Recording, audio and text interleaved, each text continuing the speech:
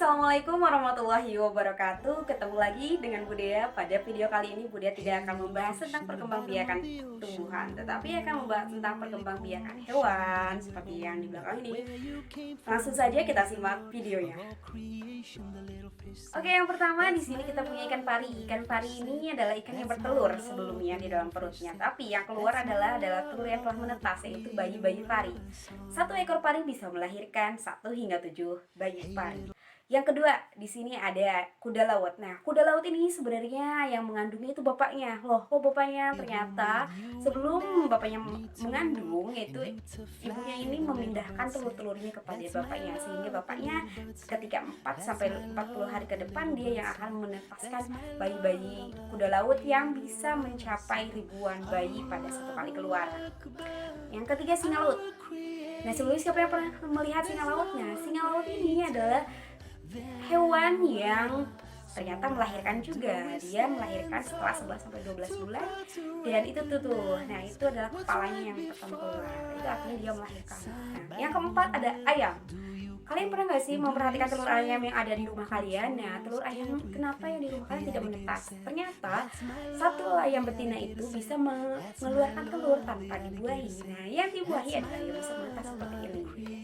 Berikutnya yang kelima yaitu gajah. Gajah ini adalah mamalia terbesar yang ada di bumi saat ini. Dia mengandung bayinya itu lama juga, hingga 23 bulan. Wah, hampir 2 tahun. Nah, bayi-bayi gajah ini ketika dia keluar, dia akan dikawal oleh gajah-gajah lain. Kenapa? Karena biasanya bayi gajah itu mengundang predator untuk dimakan. Jadi biar aman nih, bayi-bayinya dilindungi oleh beberapa kawanan gajah. Yang keenam ada jerapah. Nah, jerapah ini ketika melahirkan dia memilih tempat yang sepi. Setelah melahirkan, bayi jerapah ini bisa mencapai tingginya 1,5 meter setinggi dia, dan dia akan bisa langsung berjalan dan berlari pada beberapa jam setelah dilahirkan.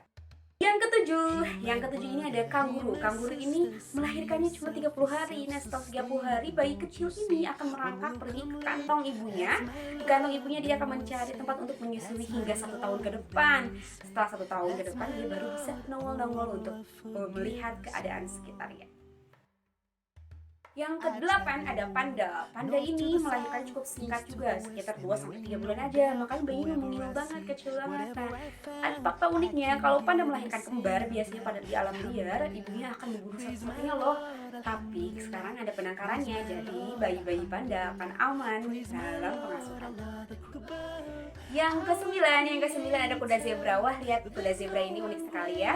Nah, zebra ini setelah dilahirkan selama 11 sampai 12 bulan dalam kandungan ibunya, dia akan segera bisa berjalan dan berlari seperti jerapah. Kuda zebra ini uniknya antara satu kuda dan kuda lainnya dia berbeda loh, gak ada yang sama. Yang ke-10 ada penyu. Penyu ini akan menyimpan telur-telurnya ini di pesisir pantai. Biasanya saat malam hari ya, penyu ibunya ini akan pergi ke pesisir pantai mencari tempat yang cocok sehingga dia menggali-gali tanah dan menyimpan telur-telurnya dengan aman di sana, sehingga setelah 30 atau 40 hari telur-telur ini akan menetas. Wah, lucu sekali ya anak-anak penyu ini. Nah, kenapa sih sebenarnya penyu itu lamban? Lihatlah, kalau penyu itu mempunyai cangkangnya sangat besar dan itu sangat berat sekali, sehingga dia pelan. Ketika masih bayi-bayi, dia masih bergerak cepat ya. Yang ke-11 ini ada lumba-lumba. Nah, lumba-lumba berada di laut, tapi dia bagaimana melahirkannya ya? Wah, ternyata lumba-lumba ini melahirkan ya. Saat ibunya melahirkan ini akan didampingi oleh beberapa lumba-lumba lain untuk menjaga bayi lumba-lumba tidak dimakan oleh predator-predator di laut. Dan bayi lumba-lumba ini keluar setelah 11 sampai 12 bulan di dalam perut ibunya. Yang ke-12 ada platypus. Platypus itu ternyata bertelur. Nah, telurnya ini akan keluar setelah beberapa bulan dan yang kecil sekali, baru dia 1 tahun baru bisa berani keluar dari sarangnya. Yang ke-13 ini orangutan. Orangutan ini mirip dengan perkembangbiakan manusia. Kenapa? Karena ternyata orangutan ini adalah mengalami yang namanya menstruasi dan dia mengandungnya sama seperti manusia 9 bulan. Terakhir nomor 14. Nah, nomor 14 ini ada bekicot. Kalian pernah lihat bekicot nih? Kayak gini ya.